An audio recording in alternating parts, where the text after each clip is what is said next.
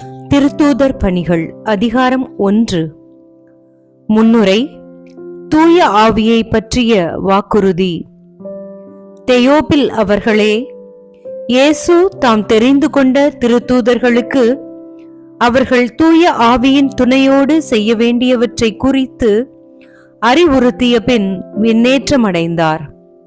விண்ணேற்றமடைந்த நாள் வரை அவர் செய்தவை கற்பித்தவை யாவற்றையும் குறித்து எனது முதலாம் நூலில் நான் எழுதினேன். இயேசு துன்புற்று இறந்த பின்பு 40 நாள்களாக அவர்களுக்கு தோன்றி இறையாட்சியை பற்றி கற்பித்தார். பல தெளிவான சான்றுகளால் தாம் உயிரோடு இருப்பதை காண்பித்தார்.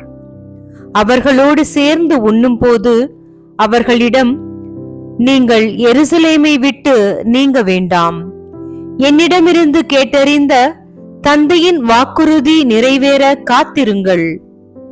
யோவான் தண்ணீரால் திருமுழுக்கு கொடுத்தார், நீங்களோ இன்னும் சில நாட்களில் தூய ஆவியால் திருமுழுக்கு பெறுவீர்கள் என்று கூறினார். இயேசுவின் விண்ணேற்றம். பின்பு அங்கே கூடியிருந்தவர்கள் அவரிடம், ஆண்டவரே, இஸ்ரவேலுக்கு ஆட்சியுரிமையை மீண்டும் பெற்றுத்தரும் காலம் இதுதானோ என்று கேட்டார்கள். அதற்கு அவர், என் தந்தை தம் அதிகாரத்தால் குறித்து வைத்துள்ள நேரங்களையும் காலங்களையும் அறிவது உங்களுக்கு உரியது அல்ல.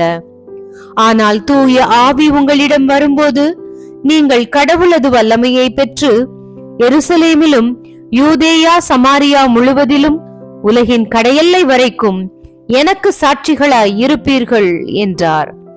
இவற்றை சொன்ன பின்பு அவர்கள் கண்கள் முன்பாக அவர் மேலே எடுத்துக்கொள்ளப்பட்டார். மேகம் ஒன்று அவரை எடுத்து சென்று அவர்கள் பார்வையிலிருந்து மறைத்து விட்டது.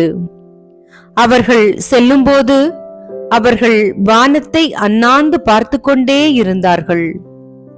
அப்போது வெண்ணுடை அணிந்த இருவர் தோன்றி, கலிலேயரே, நீங்கள் ஏன் வானத்தை பார்த்து கொண்டே நிற்கிறீர்கள்? இந்த இயேசு உங்களிடமிருந்து விண்ணேற்றம் அடைந்ததை கண்டீர்கள் அல்லவா? அவ்வாறே அவர் மீண்டும் வருவார் என்றனர். எருசலேமில் சான்று பகர்தல். மத்தியா தேர்ந்தெடுக்கப்படுதல். பின்பு அவர்கள் ஒலிவ மலையிலிருந்து எருசலேமுக்கு திரும்பினார்கள். இம்மலை எருசலேமுக்கு அருகில் ஓய்வு நாளில் செல்லக்கூடிய தொலைவில் உள்ளது.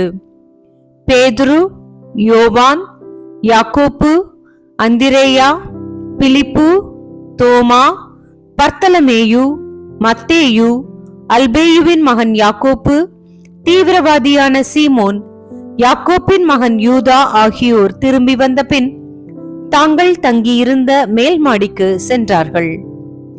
அவர்கள் அனைவரும் சில பெண்களோடும் இயேசுவின் சகோதரர்களோடும் அவருடைய தாய் மரியாவோடும் இணைந்து ஒரே மனத்தோடு இறைவனிடம் வேண்டிக் கொண்டிருந்தார்கள்.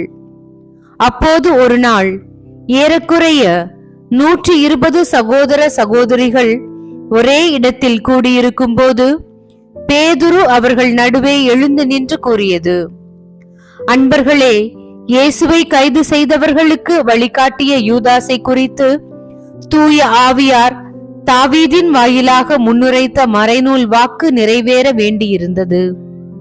அவன் நம்மில் ஒருவனாய் எண்ணப்பட்டு நாம் ஆற்றும் பணியில் பங்கு பெற்றிருந்தான். அவன் தனது நேர்மையற்ற செயலுக்கு கிடைத்த கூலியை கொண்டு ஒரு நிலத்தை வாங்கினான். பின்பு அவன் தலைகீழாய் விழ வயிறு வெடித்து குடலெல்லாம் சிதறி போயின. இது எருசலேமில் குடியிருக்கும் அனைவருக்கும் தெரிய வந்தது.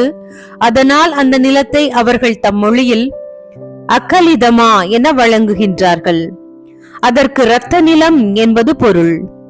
திருப்பாடல்கள் நூலில் அவன் வீடு பாழாவதாக, அதில் எவரும் குடிபுகாதிருப்பாராக என்றும், அவனது பதவியை வேறொருவர் எடுத்துக் கொள்ளட்டும் என்றும் எழுதப்பட்டு உள்ளது. ஆகையால் ஆண்டவர் இயேசுவின் உயிர்த்தெழுதலுக்கு சாட்சியாய் விளங்க அவர் நம்மிடையே செயல்பட்ட காலத்தில் நம்மோடு இருந்த ஒருவரை சேர்த்து கொள்ள நாம் கூடி வரவேண்டியது தேவையாயிற்று. யோவான் திருமுழுக்கு கொடுத்து வந்த காலம் முதல் ஆண்டவர் இயேசு நம்மிடமிருந்து விண்ணேற்றமடைந்த நாள் வரை அவர் நம்மோடு இருந்திருக்க வேண்டும். அத்தகையோரில் இருவரை முன்னிறுத்தினார்கள். ஒருவர் யோசேப்பு எனும் பெயர் கொண்ட பர்சபா, இவருக்கு யுஸ்து என்னும் பெயரும் உண்டு. மற்றவர் மத்தியா.